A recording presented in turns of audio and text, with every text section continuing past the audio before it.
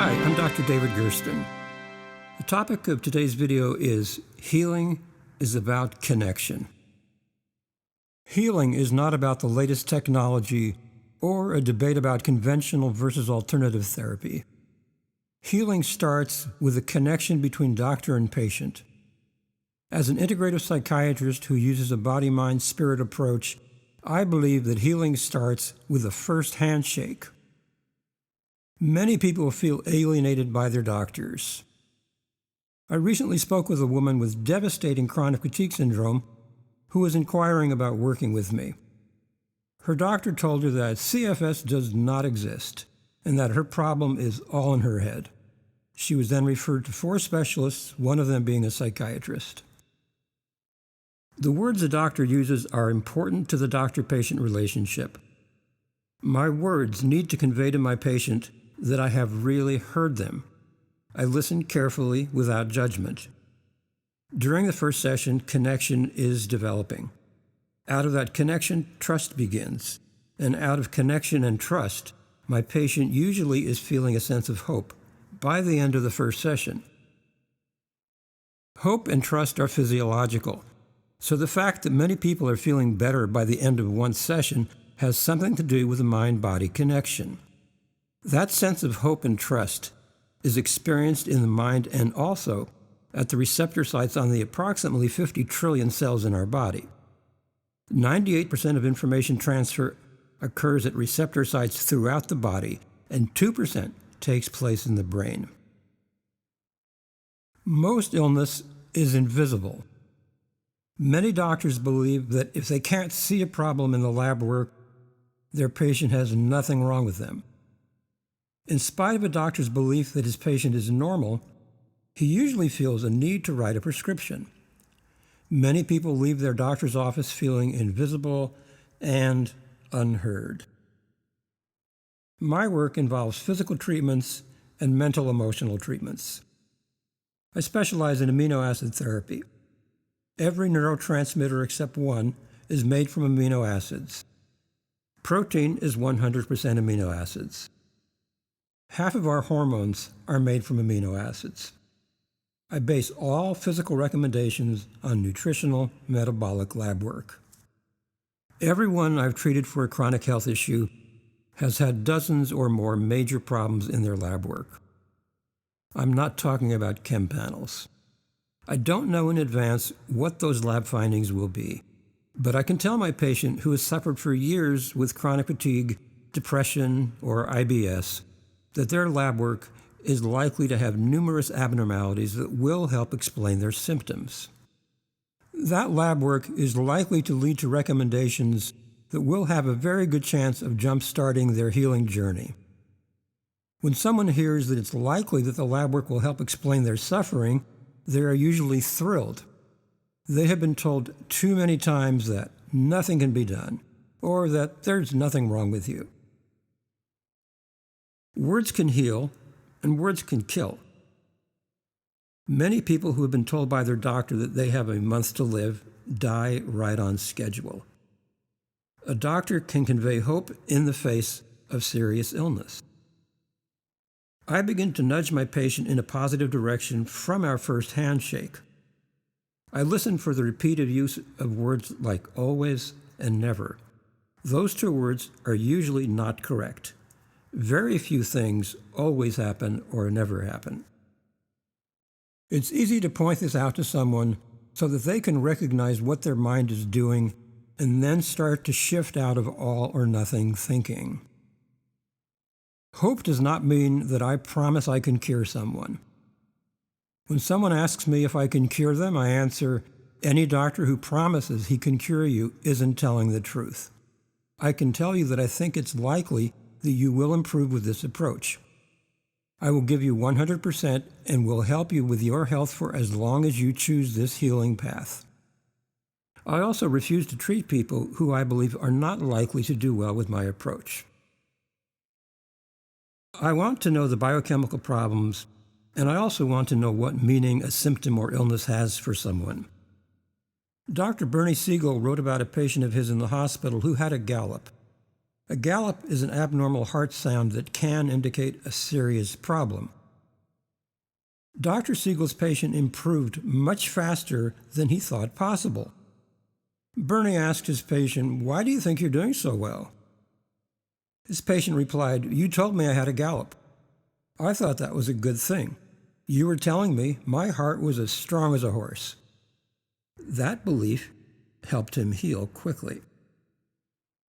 Doctors need to listen to the joy and pain, the symptoms and suffering, and the meaning that symptoms have for their patients. In order to hear our patients, we need to be able to see the person who wants help with the problem. Medicine has moved very far away from the wise doctors of the past, including Hippocrates. Doctor visits are often way too short. Connection with the doctor is weakened if he or she is writing his or her notes on an electronic record and staring at a computer screen throughout a session instead of being with and looking at his or her patient. We may feel hurt or ignored by our doctor, who makes a speedy diagnosis and then either writes a prescription or tells us there's nothing wrong with you. We've gotten used to the idea of a quick fix and a quick prescription. What would happen if you consulted with a doctor and told him or her, "I want to share my story today and then hear your input before I decide on any particular treatment"? It's really not the prescription that we're after. Because doctors tend to prescribe antibiotics for every sniffle, we now have bugs that are resistant to every kind of antibiotic. During medical school, which for me ended in 1975, we were taught, if someone has a sore throat, culture their throat. If the culture comes back positive for strep overgrowth, treat with an antibiotic. The vast majority of people who see a doctor for an upper respiratory tract infection, or URI, receive an antibiotic, even though the majority of URIs are caused by a virus and not a bacterium. Antibiotics do not kill viruses. Early in my career, I worked in an urgent care clinic. I was evaluating a woman with a sore throat who demanded an antibiotic. I told her I would culture her throat, and if the results showed a bacterial infection, I would write a prescription for an antibiotic. But since most URIs are caused by a virus, I don't automatically write a prescription for an antibiotic. She was indignant and she said, "Fine, I'll go somewhere else for my prescription." She left in a huff, and I'm sure she had no problem getting the antibiotic she so desperately wanted. Because most doctors are not thinking of connection as the most important ingredient in the doctor-patient relationship, what's left for them? Writing a prescription. The problem is caused by the healthcare system and by the public that pushes for prescriptions. Both doctors and patients are responsible for causing the problem, and both need to change their beliefs and practices in order for medicine to truly develop into a healing art and science. The marketing of drugs has been so massive and so successful that many people want and expect to receive a drug. This rush to drug weakens our belief in our own innate healing resources. The connection established between doctor and patient is the foundation of a truly healing relationship. As trust is developing, I'm freed up to utilize all of my mental, emotional, spiritual, and intuitive abilities. When my patient says they are anxious or stressed out, I want to know about their entire life. I want to know who or what is stressing them out. As the picture of my patient's life develops, I'm likely to suggest things they didn't think of.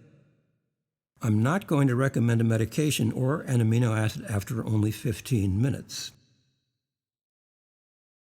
Here's one example about how trust and connection were established with a teenage boy in a psychiatric hospital. Jimmy was not eager to meet me the first time we met. After working with teenagers for years in my office as well as in psychiatric hospitals, I'd learned some basic patterns. In general, for the first week, adolescents in a hospital were angry that they had to see me. But after 1 week, as if a switch had been thrown, the teenagers loved me. Jimmy would rather have done anything other than spend time with his psychiatrist. I said to him, "I'll be meeting with you almost every day, but I don't care what we do in here or what we talk about. If you want to come in here and stand on your head, that's okay with me." Jimmy fought back a slight smile at the thought. It was a short session. The next day, as soon as Jimmy sat down, he asked, "Did you really mean what you said yesterday?" I replied, "Do you mean about standing on your head?" "Yeah," he nodded. "Would you like to do that now?" I asked. He did. So I got out of my chair and walked around the small consultation room, scouting out the best location for a headstand. "How about up against the door?" I suggested. "It's solid, and we can lock the door so no one else can come in." Jimmy eagerly walked to the door, using it as a support as he stood on his head. After about 45 seconds, he got back on his feet and sat down in his chair. He was happy and smiling. In less than 5 minutes, connection had been established. And from that day on, Jimmy was a pleasure to work with, and the rest of the time in the hospital was productive and healing for him. The headstand was a spur-of-the-moment suggestion on my part. An approach that is rigid and based entirely on analytical thinking doesn't leave room for spontaneity, intuitive bursts, or deep connection. It's up to me to listen, be empathic, remain open-minded, non-judgmental, and to be slow to diagnose and fast to support my patient's strengths. I also need to validate their experience, thoughts, and emotions. If I don't validate my patient as a complete human being, connection won't happen. Validation is about accepting someone as they are right now in this moment. Even though a doctor's job is to help someone change, alleviate suffering, and to attain their goals, validation is about deeply accepting my patient as they are in this moment.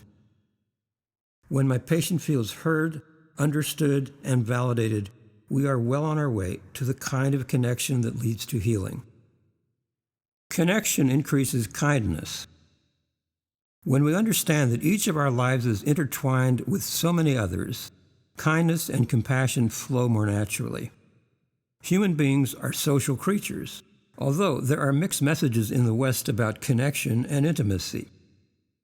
We are prone to think of ourselves as independent beings, able to make decisions and take actions as if our relationship with others did not play a major role. Indigenous societies generally believe in an interconnected web of life, connecting all human beings with all other forms of life. Healing in these societies is not based on the power of the individual.